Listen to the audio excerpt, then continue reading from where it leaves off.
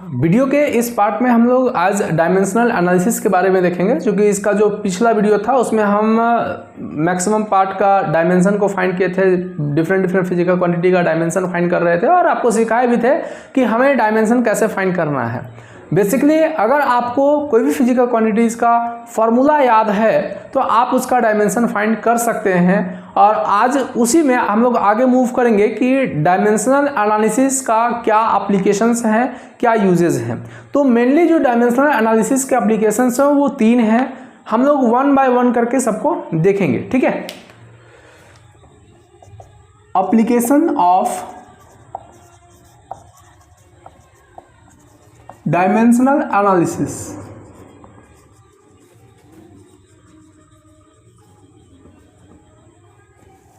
तीन है। सबसे फर्स्ट है to convert a physical quantity from one system from one unit system to another. Second है to check the correctness of given equation. और third है to derive the relationship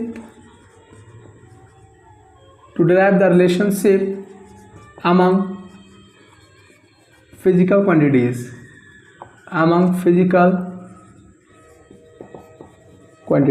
ठीक है। हम लोग 1 बाय 1 करके तीनों को देखेंगे। तो सबसे फर्स्ट में हम लोग देखने जा रहे हैं to convert a physical quantities from one system to another system. और इस टॉपिक के अंदर हम लोग सिर्फ और सिर्फ 2 क्वेश्चंस करेंगे कि कैसे हम डायमेंशन की हेल्प से एक सिस्टम से दूसरे सिस्टम में जंप करेंगे। तो सबसे पहला क्वेश्चन इसमें आता है कि कन्वर्ट 1 न्यूटन इनटू डाइन। हम लोग को क्या करना है कि न्यूटन को डाइन में कन्वर्ट करना है। तो सबसे पहले याद रखिएगा कि न्यूटन जो है वो फोर्स का यूनिट है, तो फोर्स का डायमेंशन आपको याद होना चाहिए, होता है mL/t-2। दूसरी चीज़ जो न्यूटन है वो SI यूनिट है और जो डाइन है वो सीजीएस यूनिट है। कहने का मीन है हम लोग जंप करने जा रहे हैं SI से CGS, ठीक है। तो कल आपको हम बताए थे कि कोई भी फिजिकल क्वांटिटी है उसको हम लोग रिप्रेजेंट करते हैं Q = NU में, means some numeric value with unit. तो यहाँ देखिए, यहाँ पर जो हमारा कन्वर्शन करना है वो 1 न्यूटन का करना है, मतलब n हमारे पास 1 है, और जब ये डाइन में जाएगा तो इसका n का वैल्यू क्या होगा वही हमको चेक करना है, फाइंड करना है। तो SI में अगर हम लोग देखें तो चूंकि फोर्स का डायमेंशन फार्मूला mL/t-2 है, तो SI सिस्टम में m मास को हम लोग kg में मेजर करते हैं, लेंथ को हम लोग मीटर में मेजर करते हैं, और टाइम को हम लोग सेकेंड में मेजर करते हैं। ठीक उसी तरह से CGS में मास को हम लोग ग्राम में मेजर करते हैं, लेंथ को हम लोग सेंटीमीटर में, और टाइम को हम लोग सेकेंड में मेजर करते हैं।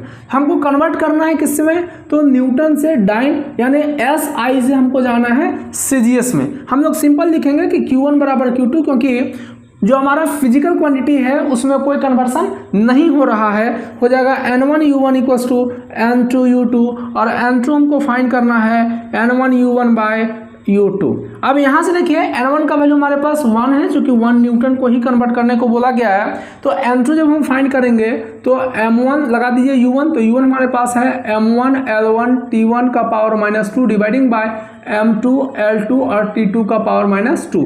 जो डायमेंशन था वही लिखे हैं, सिर्फ 1 लगा दिए हैं, 1 और 2 लगाएं, ठीक है। अब हम क्या करेंगे कि मास को एक साथ, लेंथ को एक साथ, टाइम को एक साथ करेंगे, जैसे m1/m2, ठीक है, पावर कुछ नहीं है, L1/L2, ठीक है, और T1/T2 का पावर -2। हम इसके जो मेजरमेंट है उसमें जाएंगे तो m1 जो हमारा वो kg में है, लिखेंगे kg, m2 हमारा ग्राम में है, L1 हमारा मीटर में है, और L2 हमारा सेंटीमीटर में है। T1 हमारा सेकेंड में है और T2 भी हमारा सेकेंड में है। ये कैंसिल होगा, ये सब कैंसिल नहीं होगा। तो N2 इक्वल्स टू आपको पता है कि 1000 ग्राम इक्वल्स टू 1 kg होता है, तो हम उसको 1000 ग्राम में चेंज करेंगे, और मीटर इक्वल्स टू 100 सेंटीमीटर होता है, इसको सेंटीमीटर में चेंज करेंगे, सेंटीमीटर सेंटीमीटर कैंसिल, ग्राम ग्राम कैंसिल, तो N2 इक्वल्स टू हो गया 1 2 3 4 5 10 टू द पावर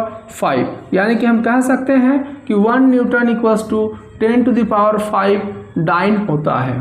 ठीक है, 1 newton equals to 10 to the power 5 dyne होता है। ठीक है, इसी तरह से हम लोग दूसरा क्वेश्चन देखेंगे। तो दूसरा जो क्वेश्चन है, हम लोग एनर्जी को कन्वर्ट करने जा रहे हैं। ठीक है, यहाँ पे हम लिखेंगे कन्वर्ट 1 जूल इनटू अर्ग। जूल एनर्जी का ऐसा यूनिट है, अर्ग एनर्जी का सीजीएस यूनिट है। हम लोग क्या करेंगे, आपको पता है कि एनर्जी का सबसे पहले डायमेंशन आपको पता होना चाहिए, होता है mL2T-2।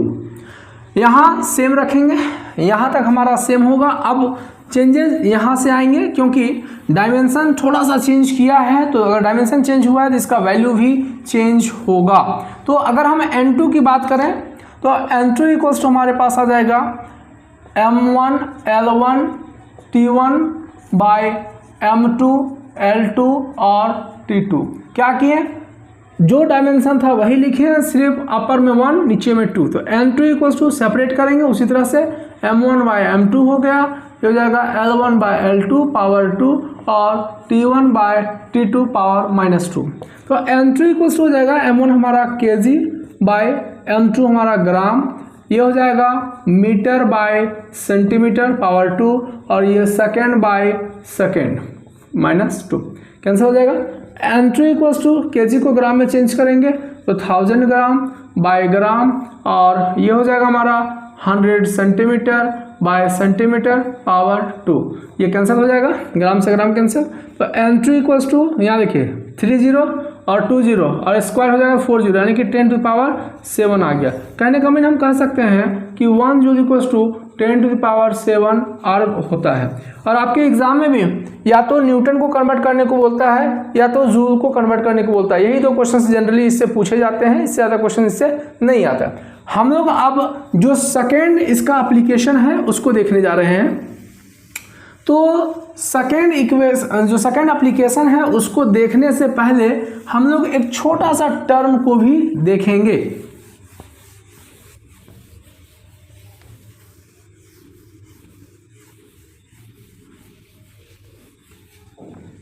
एक छोटा सा टर्म है, वो है प्रिंसिपल ऑफ होमोजेनिटी।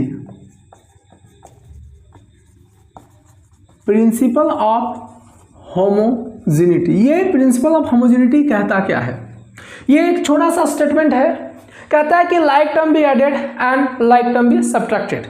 सिंपल है कि like term be added and like term be subtracted. कहने का मीन है कि हम लोग लाइक टर्म को ऐड कर सकते हैं, लाइक टर्म को सब्ट्रैक्ट कर सकते हैं। मीन्स अगर एप्पल है तो एप्पल को एप्पल के साथ ही ऐड करेंगे, मैंगो है तो मैंगो को मैंगो के साथ ही ऐड करेंगे। ठीक है, और इसी में हम लोग चलेंगे। सेकेंड एप्लीकेशन आपका है कि to check the correctness of given equation. To check the correctness of given equation, जो इक्वेशन दिया हुआ होगा हम उसके करेक्टनेस को चेक करेंगे बाय डायमेंशनल एनालिसिस, कि क्या वो इक्वेशन करेक्ट है। मीन्स जो LHS का डायमेंशन होगा वही हमारा RHS का भी डायमेंशन होना चाहिए। देखते हैं, जैसे फर्स्ट इक्वेशन आपका आता है v equals to u plus AT। देखिए इक्वेशन ऑफ मोशन है, v आपका फाइनल स्पीड या फाइनल वेलोसिटी होता है, u आपका इनिशियल वेलोसिटी है, a एक्सेलेरेशन t टाइम है। अब सबसे पहले कि ये अगर स्पीड है या ये अगर वेलोसिटी है तो ये टर्म भी हमारा वेलोसिटी ही होगा। ये हमारा कौन बोलता है? प्रिंसिपल ऑफ होमोजेनिटी, कि लाइक टर्म भी एडेड। हम लोग वेलोसिटी को वेलोसिटी के साथ ऐड करते हैं, डिस्टेंस को डिस्टेंस के साथ ऐड करते हैं। हम इसी चीज़ को भी देखेंगे कि क्या ये डायमेंशनली करेक्ट है या नहीं है। तो आप सबसे पहले LHS का निकालिए डायमेंशन। v स्पीड है, वेलोसिटी है, वेलोसिटी का होता है LT-1। हम RHS भी जब जाएंगे तो RHS में u है, u का डायमेंशन हमारा एल टी माइनस वन होगा, और सेकेंड टर्म ए टी है, ए एक्सेलरेशन का होता है एल टी माइनस टू, और टी एक टी कैंसिल होगा तो एल टी माइनस वन। आप देखिए कि एल एच एस का जो डायमेंशन है वो आर एच एस के डायमेंशन के इक्वल आ रहा है, तो हम कह सकते हैं कि ये जो इक्वेशन दिया हुआ है ये डायमेंशनली करेक्ट है। इसी तरह अगर हम लोग सेकेंड इक्वेशन की बात करें, s equals to u t plus half of a t square, तो हम जब एल एच एस में देखेंगे तो s डिस्प्लेसमेंट है जिसका डायमेंशन l होता है। हम जब आर एच एस में जाएंगे तो फर्स्ट टर्म हमारा u t है, u is the velocity L T minus one, and t cancel होकर आपका l बचेगा। चूंकि हाफ एक नंबर है और नंबर का कोई डायमेंशन नहीं होता, हम लोग चूंकि डायमेंशन एनालिसिस का हम लोग यूज़ तो कर रहे हैं, इसके भी कुछ लिमिटेशंस हैं, जो लिमिटेशंस को हम लोग आगे देखेंगे कि कहाँ कहाँ पर हम डायमेंशनल एनालिसिस का यूज़ नहीं कर सकते हैं, या डायमेंशनल एनालिसिस के यूजेस से क्या क्या डेटा हमको फाइनल नहीं मिल पाता है उसको देखेंगे। तो अगर हम लोग इसको देखें ए टी स्क्वायर, तो ए टी स्क्वायर हो जाएगा ए एक्सेलरेशन का एल टी माइनस टू, और टी टू कैंसिल होके एल, ठीक है। तो यहाँ पर भी हम देख रहे हैं कि एल एच एस का जो डायमेंशन है वो आर एच एस के डायमेंशन के इक्वल आ रहा है। इसका मीन है कि ये इक्वेशन जो है वो डायमेंशनली करेक्ट है। तो इस तरह से हम लोग और भी इक्वेशंस का करेक्टनेस को फाइंड कर सकते हैं बाय डायमेंशनल एनालिसिस। इसका जो थर्ड एप्लीकेशंस है to find the relationship among various physical quantity, उसको हम लोग नेक्स्ट वीडियो पार्ट में देखेंगे। आज के लिए इतना ही, थैंक यू।